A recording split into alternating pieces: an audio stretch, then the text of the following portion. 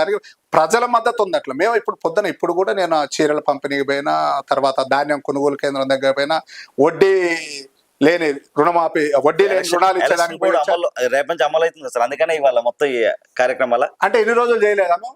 ధాన్యం కొనుగోలు కేంద్రాలు ఈ 2 సంవత్సరాల నుంచి నడపట్లేదా? వడ్డీ లేని రుణాలు ఇవ్వట్లేదా?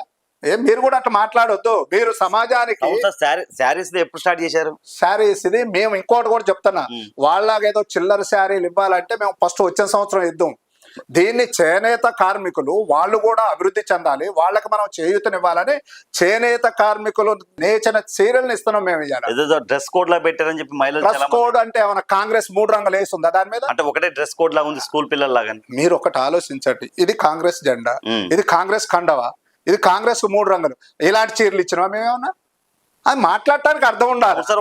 ఒకటే కలర్ డ్రెస్ కోడ్ లాగా ఇచ్చారని చెప్పి చెప్తున్నారు మహిళలు. ఆ డ్రెస్ కోడ్ నేను ఇక్కడ ఉన్న వాళ్ళందరం వైట్ షర్ట్లు ఇచ్చాను, ఇది కూడా మా ప్రభుత్వం వేసుకోమందామని. ఏదైనా డ్రెస్ కోడ్ నాలుగుందని మాట్లాడటం కాదు, అది ఎలాంటి కలరు, ఎలాంటి సూటబుల్. స్త్రీలు ఆనందపడతా ఉంటే మీకు వచ్చిన కడుపులో పెళ్ళి నాకేంటి అర్థం కావట్లేదు. ఇక్కడ చూడండి, ఏ గ్రామం పోయినా చీరలు బాగున్నాయని చెప్తున్నారా, బాగలేవని చెప్తున్నారా అని మీరు ఎంక్వైరీ చేయండి.